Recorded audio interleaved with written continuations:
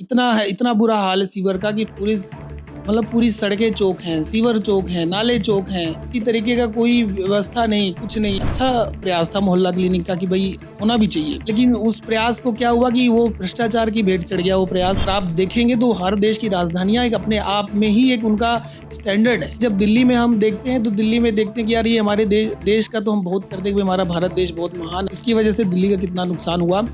Double engine की सरकार है और वो डबल इंजन की सरकार इस दिल्ली का भला करेगी।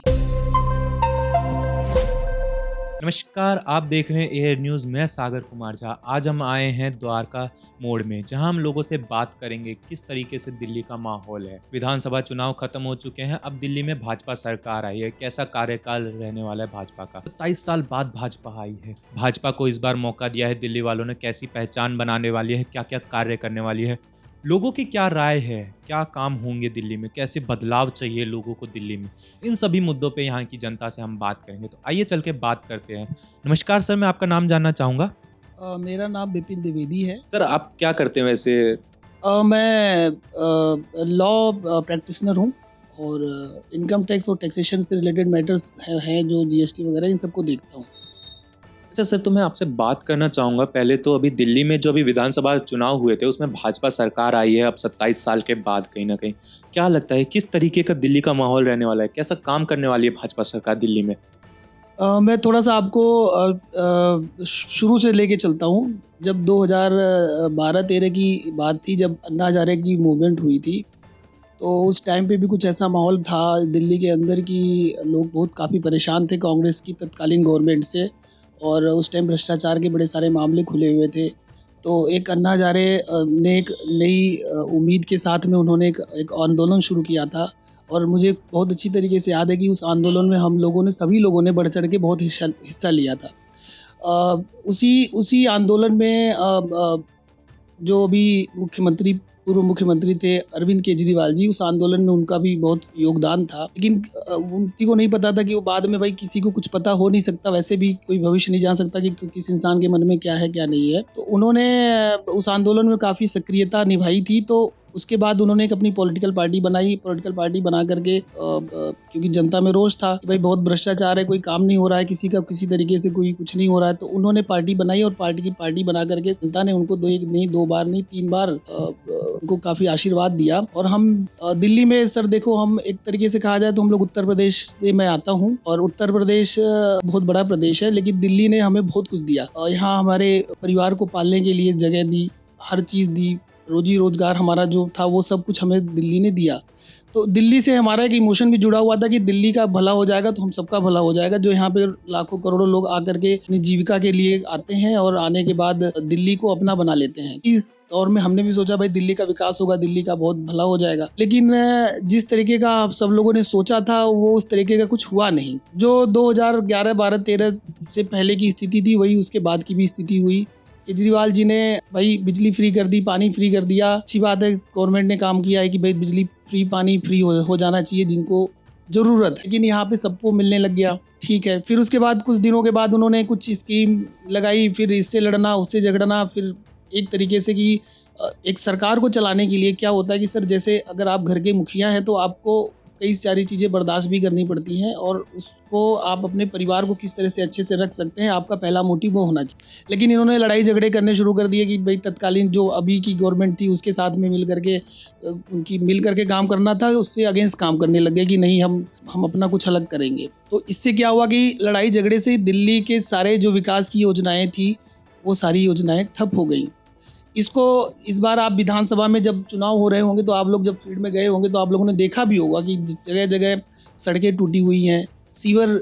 सीवर तो ऐसा हो गया कि सीवर का हाल तो ऐसा है कि मैं आपको बताऊं, हम लोग घर से बाहर निकलते हैं पैदल और अपने शूज़ को पहन करके घर के अंदर, अगर हम गलती से घर के अंदर हमने शूज़ पहन करके चले गए तो मान के चलो कि जो सीवर का गंदा पानी हमारे पैरों में लगा हुआ था वो सारा घर में फैल जाएगा। इतना बुरा हाल है सीवर का कि पूरी सड़कें चौक हैं, सीवर चौक हैं, नाले चौक हैं।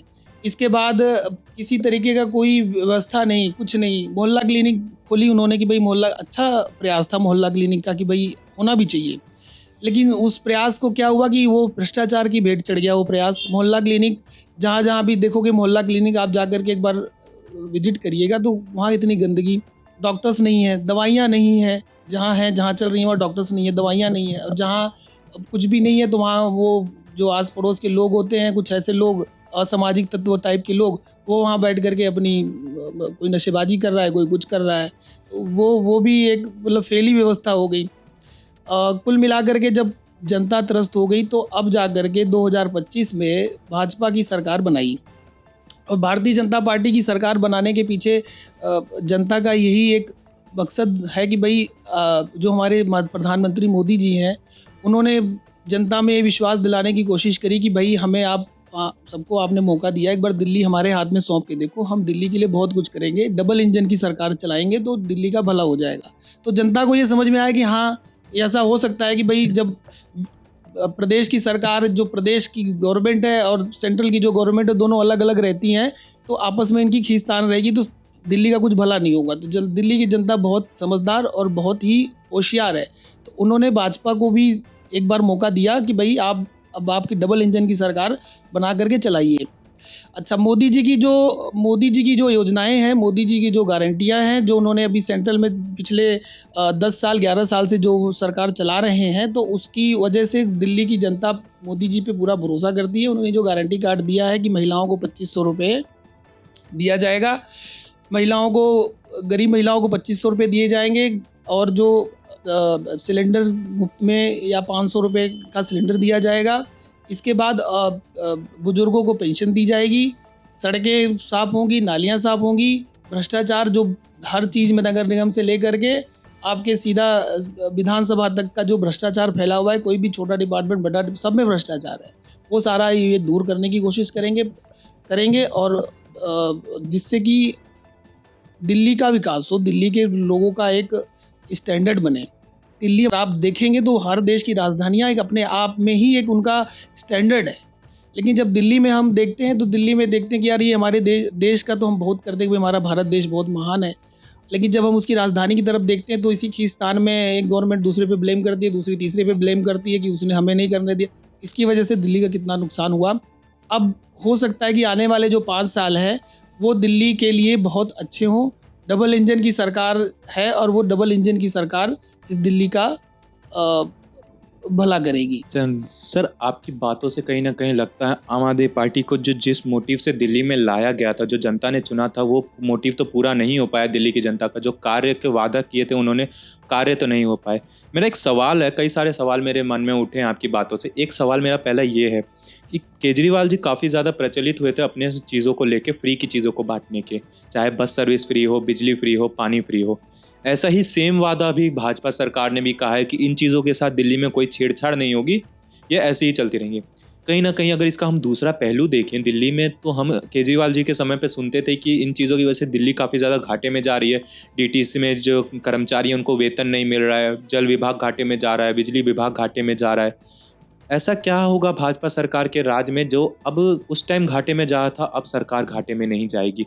जो वो भाजपा सरकार का जो वादा है फ्री की चीज़ों, वो बिना घाटे में जाए हुए कैसे पूरा कर सकती है फिर भाजपा सरकार? देखिए, मैं आपको बताऊं एक चीज़ की, जो सरकारें बनती हैं, मेरा थोड़ा सोचने का नज़रिया अलग है इस चीज़ के मामले में कि सरकारें बनती हैं, सरकारें लोगों की लिविंग को आसान बनाने के लिए बनती हैं, ना कि फ़ायदा और मुनाफा घाटा इसके लिए नहीं बनती सरकारें। सरकारों का काम है कि भाई जो जनता है उसको किस तरीके से उसको आसान बनाया जाए, उसके जीवन को कितने तरीके से आसानी से वो अपना कार्य कर सके। फ्री बिजली, फ्री पानी या किसी भी तरीके की जो फ्रीवीज होती है, उसमें कई सारे मैटर अभी सुप्रीम कोर्ट में, हाई कोर्ट में चलते रहते हैं कि भाई ये गलत है या सही है। उस पर भी मैं कुछ बोल नहीं सकता हूँ, लेकिन मैं इतना कहना चाहता हूँ कि जो ज़रूरतमंद है, जिसको वाकई में ज़रूरत है इस चीज़ की, उसको ज़रूर मिलना चाहिए, क्योंकि सरकार का सबसे पहला काम है कि जो उसकी जनता है, उस जनता को कैसे वो सहयोग करे, क्योंकि उसके पास रिसोर्स की कमी नहीं है सरकार के पास। एक आम इंसान अगर उस चीज़ से अगर कुछ फ़ायदा ले करके अपनी लाइफ को अच्छा कर सकता है, तो सरकारों का एक काम है, उसको करना चाहिए। घाटा मुनाफा जो है, वो घाटा मुनाफा कोई बिजनेस व्यापार में देखा जाता है, ये कोई बिजनेस व्यापार नहीं है। ये एक तरीके से सरकारों का दायित्व बनता है कि वो अपने लोगों को, जो ज़रूरतमंद हैं, उनको किस तरीके से सहयोग करे और किस तरीके से उसको आगे बढ़ाए। सर, आप कह रहे हैं कि जो है सरकार को घाटा मुनाफा नहीं देखना चाहिए, जो लोगों को जिससे सहूलियत मिले वो करना चाहिए। कहीं ना कहीं अगर देखें, ये बात तो आपकी सही है कि लोगों को सहूलियत मिलना चाहिए, लेकिन अगर जब सरकार को इन चीज़ों से फ़ायदा ही नहीं होगा, अगर सरकार को मान लीजिए पैसा ही नहीं मिल रहा इन चीज़ों से, घाटे में जा रही है दिल्ली, तो विकास कार्य कैसे करेगी सरकार? जो दिल्ली में विकास की बात कर रही है भाजपा सरकार, वो कैसे होगा जब उनके पास बजट ही नहीं होगा, पैसा ही नहीं होगा तो? बहुत अच्छा सवाल है आपका ये, और मैं ये सवाल के लिए बहुत अच्छा सवाल है, और मैं इस सवाल का जवाब कुछ इस तरीके से देना चाहूँगा कि हर लोग अपना एक बजट बना के चलते हैं। जैसे आप हैं, आप भी अपने किसी काम, आपको सैलरी मिलती होगी, आप इनकम करते होंगे, तो आप एक बजट बना के चलते होंगे कि मेरा ये हिस्सा मेरे बच्चों की पढ़ाई में जाएगा, ये हिस्सा मैं अपने माँ बाप को दूंगा, ये हिस्सा बीमारी में जाएगा, ये हिस्सा हम खाने पीने के लिए रखेंगे, तो कुछ हिस्सा हम दान पुण्य के लिए, पूजा पाठ जो जिस धर्म को भी आप मानते हैं उसके लिए रखते होंगे। तो कुछ इसी तरीके से सरकार अपना बजट बनाती है। उस बजट को पूरा करने के लिए सरकार के पास बड़े सारे रिसोर्स होते हैं, जिससे कि वो उस बजट के लिए पैसा कहाँ से आएगा वो वहाँ से उन सोर्स से लेती है। मतलब 10 जगह से लेकर के 10 जगह से पैसे को इकट्ठा करके वो 25 जगह उसको बांटने हैं। तो वो जो आप कह रहे हैं कि भाई फ्री में देंगे तो कहाँ से आएगा, तो वो उसका सबका बजट होता है। तो कौन सी चीज़ें ऐसी हो सकती हैं जो नहीं, जिन चीज़ों के लिए बजट में उतनी ज़रूरत नहीं है, लेकिन कुछ चीज़ें ऐसी होती हैं जिनके लिए ज़रूरत होती है।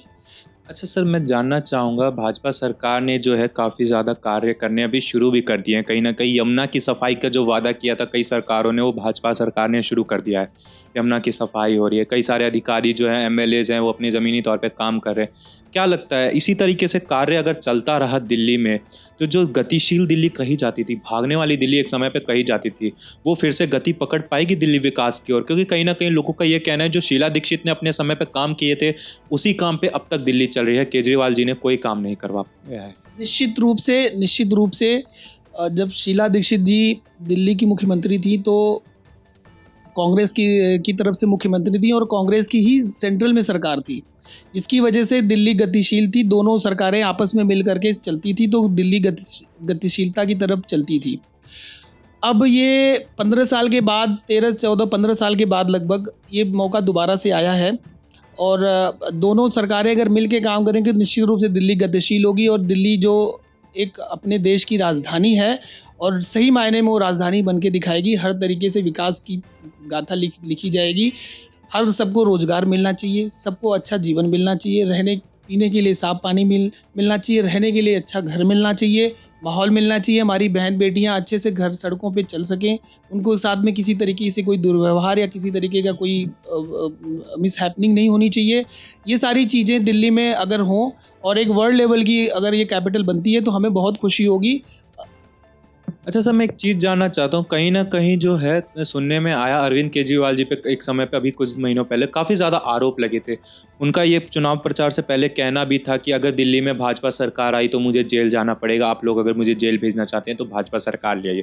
दिल्ली वालों ने भाजपा जी को, सरकार को चुन लिया है, मोदी जी को चुना है दिल्ली के लिए।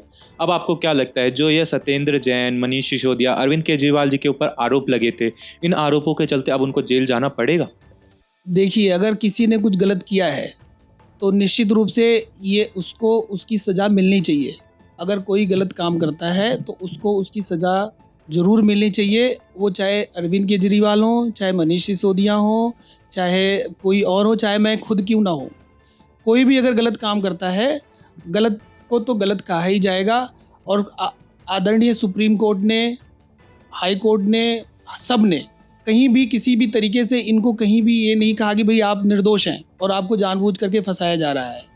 अगर उन्होंने गलत किया है तो उनको जेल जाना ही पड़ेगा। भाजपा की सरकार बने, चाहे वो अपनी खुद की सरकार में जब वो मुख्यमंत्री थे तब भी वो जेल गए थे, जब वो खुद स्वयं मुख्यमंत्री थे तभी वो जेल गए थे। और अब तो जब उसकी जांच होगी, जांच होने के बाद, जांच चली रही है, कोर्ट अपना काम करेगी, और अगर इन्होंने गलती करी है तो इनको ज़रूर निश्चित रूप से सज़ा मिलेगी और मिलनी चाहिए। मैं जानना चाहूँगा, अरविंद केजरीवाल जी ने विकास कार्य तो दिल्ली में नहीं किया, लेकिन एक कार्य काफ़ी अच्छा किया कि शराब नीतियों को काफ़ी बढ़ावा दिया उन्होंने अपने समय पे। जो उन्होंने नशा मुक्त दिल्ली की बात कही थी, उन्होंने उतनी ही नशीली दिल्ली बनाई। कहीं ना कहीं नए ठेके खुले, एक पे एक फ्री शराब बिकी थी। क्या लगता है भाजपा सरकार अब सत्ता में आई है, वो इन चीज़ों में किस तरीके से कार्रवाई करेगी, क्या बदलाव करेगी? इन चीज़ों को बंद करेगी, जैसे गुजरात में मोदी जी ने ड्राई स्टेट का रखा है वैसा करना चाहिए दिल्ली में, या इस शराब नीतियों में बदलाव लाएगी भाजपा सरकार? शराब नीति जो है, शराब तो देखिए सर, हर तरीके से गंदी चीज़ है। हर तरीके से, सामाजिक तौर से भी, आर्थिक तौर से भी, किसी भी तरीके से शराब तो बिल्कुल बंद हो जानी चाहिए। और ये किसी के लिए फ़ायदेमंद नहीं रही है। अगर किसी स्टेट ने शराबबंदी करी है तो उनको तो मैं बहुत बहुत बधाई देना चाहता हूँ। और मैं खुद एक आम जनता के हिसाब से मैं ये चाहता हूँ कि शराब नाम की चीज़ कोई रहे ही ना। इवन जितने भी नशे की चीज़ें हैं, शराब हो गई, सिगरेट हो गई, बीड़ी, तंबाकू, गुटखा, सब बंद हो जाना चाहिए इस देश के अंदर। ये इसकी कोई यहाँ पे जगह नहीं है। तो मैं तो इसमें इतना ही कहना चाहूँगा कि अगर ये सरकार है तो इसको भी यहाँ पे शराबबंदी कर देनी चाहिए। इसमें कोई नई स्कीम या कुछ ऐसा कुछ नहीं करना चाहिए। शराब बंद तो बंद, इसको ज़रूरी है ये चीज़। देखा जाए तो 10 साल से केजरीवाल जी की राज में नए राशन कार्ड नहीं बने। वृद्धों के लिए वृद्धा पेंशन की एक बहुत बड़ी समस्या है। जिनकी वृद्धा पेंशन बनी हुई है उनके समय पे आ नहीं रहे, और नए वृद्धा पेंशन नहीं बन रहे हैं। कहीं ना कहीं देखा जाए, आयुष्मान कार्ड योजना जो पूरे भारत में लागू है वो अभी तक दिल्ली में नहीं लागू है। क्या लगता है भाजपा सरकार इन चीज़ों पे कितने दिनों में कार्रवाई करेगी? कब तक ये चीज़ें दिल्ली में लागू हो जाएंगी? आयुष्मान कार्ड योजना तो निश्चित रूप से बहुत अच्छी योजना है और हम खुद उसके लाभार्थी रहे हैं, इसलिए हम बता सकते हैं कि आयुष्मान कार्ड योजना इतनी अच्छी योजना है कि एक आम इंसान, जो एक गरीब आदमी है, जिसको क्योंकि बीमारी कभी बता के नहीं आती, बीमारी एकदम अचानक आ जाती है और कई बार इतनी गंभीर बीमारियां आ जाती हैं कि उसके लिए हमारे पास बजट नहीं होता कि हम उसको कैसे इलाज कराएं, और इलाज ना होने की वजह से हमारा इंसान हमसे दूर हो जाता है, चला जाता है। तो आयुष्मान कार्ड योजना बहुत अच्छी योजना है, जिसमें कि 10 लाख रुपए तक, मतलब 5 लाख स्टेट गवर्नमेंट टॉपअप करती है और 5 लाख सेंट्रल गवर्नमेंट की तरफ से आयुष्मान कार्ड वो चलता है। कहीं ना कहीं दिल्ली में देखा जाए तो लोगों का ये भी कहना है, जो मध्यम वर्ग के लोग हैं, कि दिल्ली में महंगाई काफ़ी ज़्यादा है। क्या लगता है भाजपा सरकार आई है तो वो महंगाई कम करेगी या फिर महंगाई ऐसी बढ़ती जाएगी दिल्ली की? महंगाई एक जो मुद्दा है, महंगाई केवल स्टेट वाइज को हम इसको नहीं देख सकते।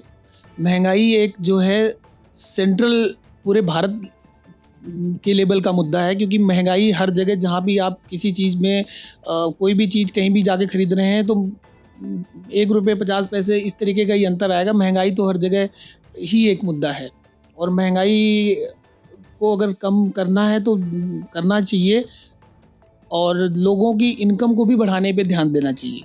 अगर महंगाई बढ़ रही है तो इनकम भी बढ़नी चाहिए। आपने कहीं ना कहीं रोज़ जो है उनकी तनख्वाह भी बढ़ानी चाहिए महंगाई कम करने के साथ साथ। सर, महंगाई कम तो हो जाए, चलिए देखते हैं कैसी सरकार इस पर कार्रवाई करेगी। आपने जो रोज़गार की बात करी, एक जो सैलरी बढ़ानी चाहिए, लोगों का ये कहना है कि दिल्ली में रोज़गार ही नहीं मिल रहा है लोगों को। जो युवा हैं उनको काफ़ी ज़्यादा एजुकेटेड हैं, लेकिन देखा जाए तो उनको रोज़गार ही नहीं मिल रहा, वो घर पे पड़े हुए हैं। फिर उस चीज़ पे सरकार कैसे काम करने वाली है? रोज़गार मिलेगा इस बार दिल्ली के युवाओं को? बहुत अच्छा सवाल है आपका। मैं आपको एक बात बताना चाहता हूँ कि हम लोगों की जो एजुकेशन सिस्टम है, इस देश का जो एजुकेशन सिस्टम है, वो हमें हमेशा से एक नौकर बनाने की प्रक्रिया करवाता है। कभी नहीं सोचते, जब हम रोज़गार की बात करते हैं तो मेरे दिमाग में या किसी के भी दिमाग में बस आता है कि रोज़गार का मतलब होता है कि कहीं नौकरी करनी, और नौकरी वो भी सरकारी नौकरी करनी, कि वहाँ पे हमारा एक जॉब सिक्योरिटी रहे और वहाँ से मुझे सैलरी मिले। सैलरी बेस्ड थिंकिंग और नौकरी बेस्ड जो थिंकिंग है, वही हमारा एजुकेशन सिस्टम भी हमें प्रोवाइड करता है और उसी के हिसाब से हम नौकरी करते रहते हैं। लेकिन जब हम रोज़गार शब्द का इस्तेमाल करते हैं तो रोज़गार शब्द में बहुत सारी चीज़ें ऐसी होती हैं जो हम अपने स्किल की वजह से, अगर हम नौकरी को ही ना प्रायोरिटी दे करके, बेशक नौकरी ज़रूरी है, नौकरी नहीं कोई करेगा तो काम कैसे चलेगा, तो नौकरी ज़रूरी चीज़ है, लेकिन साथ के साथ ही रोज़गार के लिए हम स्किल्स डेवलपमेंट पे ज़्यादा ध्यान दें, ताकि एक इंसान अगर स्किल्ड हो जाए तो वो अब कोई बिजनेस के छोटा मोटा काम शुरू करता है तो मिनिमम से मिनिमम 2 लोगों को या 3 लोगों को वो खुद रोज़गार दे सकता है। तो इस तरीके का कुछ बढ़ावा दिया जाए कि एजुकेशन सिस्टम में, ना कि एजुकेशन होने के बाद, कि वो 6ठी क्लास से या 7वीं क्लास से कुछ उसकी स्किल्स को डेवलप किया जाए, कि भाई वो एक कैरिकुलम, एक्स्ट्रा कैरिकुलम में कोई कोर्स हो ऐसा कि जिसको करे और वो आगे चल के गवर्नमेंट उसको सहायता करे लोन वगैरह से उसको प्रोवाइड करा करके कि भाई आप बिजनेस शुरू कर सकते हैं, आपको काम करिए, आप 2 लोगों को 4 लोगों को रोजगार दीजिए, तो वो ही रोजगार की समस्या का समाधान हो सकता है। क्योंकि एक अनार 100 बीमार, आपने एक मुहावरा पढ़ा होगा। 10 नौकरियां आती हैं, 10 नौकरियों के लिए कम से कम 10,000 लोग, कम ही बोल रहा हूँ मैं, 1 लाख लोग उस नौकरी के लिए भागने लगते हैं। अब उस 1 लाख लोगों, भाई 10 ही लोगों को मिलेगी, उसमें से 1 लाख लोगों में से 10 लोग को ही नौकरी मिलेगी। बाकी के जो 99,990 लोग हैं, वो तो उनको तो नहीं मिलेगी। अब वो ऑब्वियसली वो कहेंगे कि भाई हमारे लिए रोजगार नहीं है, 10 को मिला तो उनको नहीं मिला। तो उसके लिए यही एक तरीका है कि भाई आप नौकरी के पीछे मत भागें, आप नौकरी देने के पीछे भागें। कि आप एम्प्लॉई मत बने, आप एम्प्लॉयर बने। आप कोशिश करें कि मैं एम्प्लॉयर बनूं। इससे ये होगा कि दोनों समस्याओं का समाधान हो जाएगा। नौकरी वालों को नौकरी भी मिल जाएगी और बेरोजगारों को रोजगार भी मिल जाएगा, और देश की आर्थिक स्थिति भी अच्छी हो जाएगी। और दूसरी कंट्री में मैं ये देखता हूँ कि वहाँ पे लोग नौकरी के पीछे ज़्यादा नहीं भागते, वो अपना कुछ ना कुछ बिजनेस व्यापार खोल के बैठ जाते हैं, और गवर्नमेंट उस तरीके का माहौल बनाती है कि वो उस चीज़ का वो फ़ायदा उठाते हैं और अपना भी पेट पालते हैं, और अपने साथ जुड़े हुए लोगों, जितने उनके साथ जुड़े हुए लोग हैं, उनका भी पेट पल जाता है। तो इस तरीके का कुछ हमारे यहाँ इंडिया में सिस्टम करना चाहिए। पूरे जितने स्टेट हैं इस देश के, सब स्टेट के लिए इस तरीके का कुछ निकालें कि आपस में कोऑर्डिनेशन करके करें, और ये ना ब्लेम करें कि भाई उस सरकार ने रोजगार नहीं दिया, उस सरकार ने रोजगार नहीं दिया। इससे कुछ होने वाला नहीं है, क्योंकि ये देश बहुत बड़ा देश है और इसकी आबादी 140 करोड़ से ऊपर जा रही है, और रिसोर्सेज लिमिटेड हैं, और यूज़ करने वाले बहुत लोग हैं। अच्छा सर, मेरा एक लास्ट सवाल आपसे ये है कि मोदी जी की गारंटी पूरे देश मान रहा है आज के समय में। भाजपा सरकार की बात करें तो मोदी जी के दिल्ली की जनता से ही नहीं, पूरे भारत के जनता से एक वादा है कहीं ना कहीं, 2047 तक अगर भाजपा सरकार का ये कहना है, 2047 तक अगर उनकी सरकार रहती है, 2047 में बेसिकली 100 साल हो जाएंगे भारत को आज़ाद हुए, उस टाइम तक भाजपा सरकार अगर रहती है सत्ता में केंद्र में, तो वो भारत का पूर्ण रूप से विकास कर देगी। विकसित भारत जो कही जाती है, पूर्ण विकसित भारत, वैसा भारत को बना देगी। क्या लगता है आपको, अगर उस टाइम तक केंद्र में भाजपा सरकार रहेगी, और रहेगी तो इस काम में सफल हो पाएगी भाजपा सरकार? जिस तरीके का मोदी जी का विज़न है, और जिस तरीके से वो पिछले 10-11 सालों से, बल्कि जब से गुजरात के मुख्यमंत्री थे तब से, और गुजरात में भी उन्होंने काफ़ी डेवलपमेंट के काम किए, और 11 साल से हम देख ही रहे हैं कि काम करें, इसलिए जनता उनको हमेशा हर बार रिपीट कर रही है। और जो उनकी इच्छा शक्ति है, जिस शक्ति सामर्थ्य के साथ वो काम करते हैं, इस उम्र में भी उनकी अंदर इतनी ऊर्जा है, और देश के प्रति उनके अंदर इतना लगाव है, तो मैं निश्चित रूप से कह सकता हूँ कि 2047 से पहले ही हमारा देश एक विकसित भारत के पथ पे अग्रसर होगा। क्या जो हम लोग कहते थे विश्वगुरु, कि भाई हमारा देश कभी विश्वगुरु हुआ करता था और सोने की चिड़िया कहलाता था, और तो वापस हम उसी सोने की चिड़िया और विश्वगुरु बनने की राह पे चल पड़ेंगे, और बनेंगे भी। धन्यवाद सर, काफ़ी अच्छा आपने समय दिया, काफ़ी अच्छी बातें आपसे करने को हमें मिली, इसके लिए धन्यवाद। तो यही थी यहाँ पे हमारी यहाँ की आम जनता से बातें। मैं सागर कुमार झा, आप देख रहे हैं एयर न्यूज़। धन्यवाद।